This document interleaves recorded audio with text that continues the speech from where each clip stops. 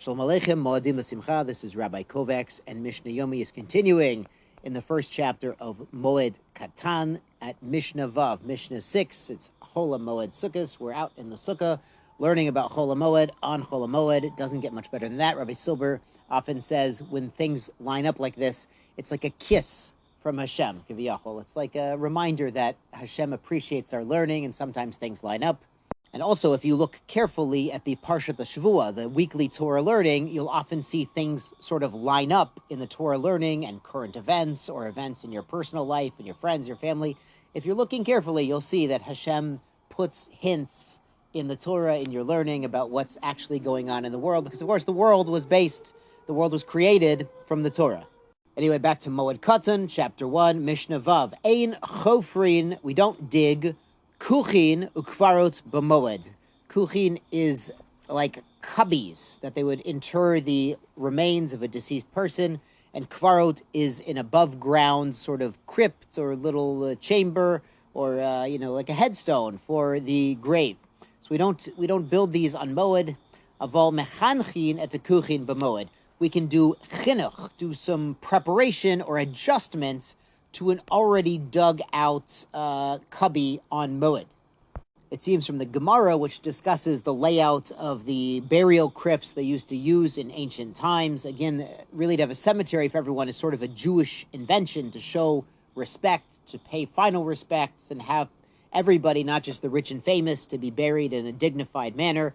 It's a Jewish thing, and thank God the rest of the world caught on. So it seems like they dug out these little... it's like a niche in the wall. It's like a cubby in the wall for the final resting place. It seems they dug them to a standard size, and if someone's bigger or smaller, you could make adjustments on haMoed. It's considered a need. They can't have, God forbid, people lying unburied. It's not dignified. It's not kavod for the chayim or the mesim at all. So it's good to be able to bury people when there's a need.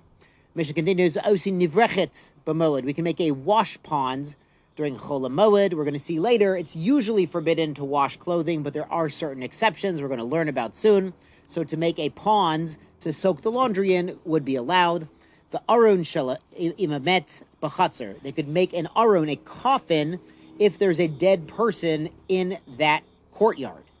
And that way everybody knows, oh, so-and-so passed away, and they're building his coffin, and later on they're going to have a funeral. So everybody knows he's not just doing carpentry and not just doing repairs on the house during haMoed. It should be forbidden. Rabbi Yehuda oser, Rabbi Yehuda does not allow it, elim ken yeshimo nesorim, unless he already had the boards before Yom Tov for the coffin. Then he could make the coffin, but to saw new boards, too much tircha on haMoed. According to the Gemara, for Rabbi Yehuda, someone would have to go out and buy boards that are already sawed to the right size to make the coffin. We wouldn't have a person lying unburied for a week, God forbid. That's not a Jewish thing to do. Let's go on to Mishnah Zion. Ein nosin noshim b'moed. We do not marry wives on haMoed. Lo betulot v'lo almanot. Not girls who have never been married before, and not girls who have been married before. Now let's go on a tangent for just a moment, because in chapter 3 of Moed Katan, we're going to learn that during haMoed you could write up a document of betrothal, and the Gemara on 18b explains you were allowed to engage, to do the first stage of marriage, erusin, on haMoed. This refers to nisuin, the second stage of marriage, the chuppah, where they start living together as man and wife. But the first stage of marriage, to give the ring or something valuable, or even to write a shtar for marriage, that would be allowed on haMoed.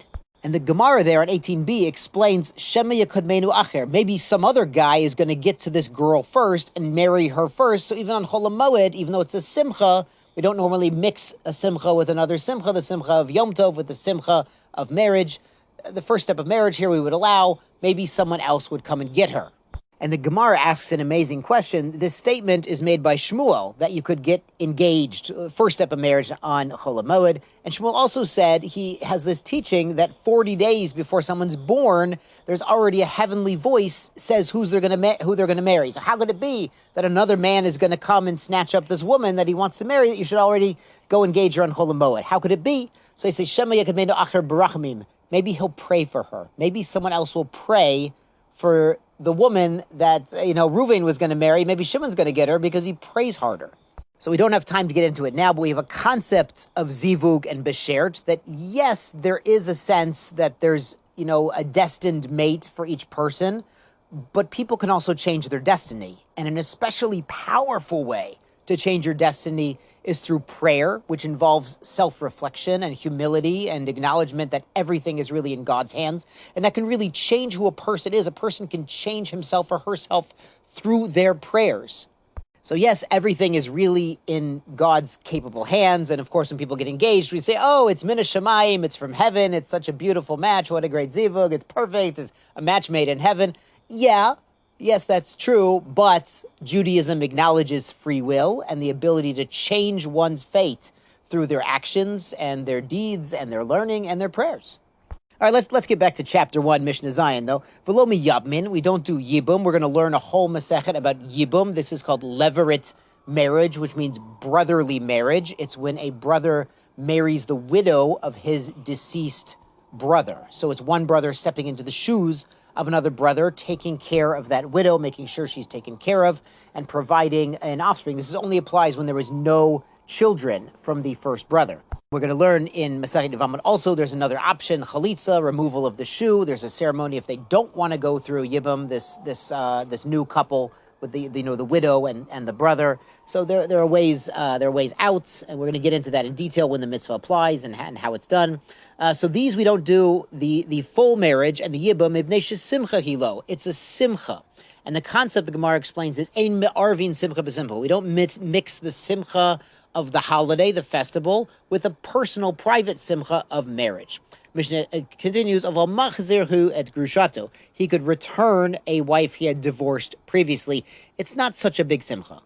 Now the Mishnah concludes, Va'osa isha tachshiteha b'moed. A woman may do her cosmetics and her makeup and her hair normally during Chol haMoed. She can look good during Chol haMoed, improve her appearance. It's especially important if people are getting engaged during Chol haMoed, so look good. Rabbi Yehuda adds, lo tasud. She shouldn't apply sid, which is some sort of plaster to the face, mipnei, or the body, mipnei shenivel hu law. To have this plaster on while it's on is a nivel. It's repulsive, it's uncomfortable, it's itchy, it's yucky, but when it comes off, it removes the hair, it brightens the skin, so it wouldn't really be allowed. But the Gemara explains Rabbi Yehuda would allow it if, it's only on for a little while during Chol haMoed and she's going to remove it and have beautiful skin and removal of unwanted hair during Chol haMoed, then it would still be allowed. Yashar kochachem and a good moed.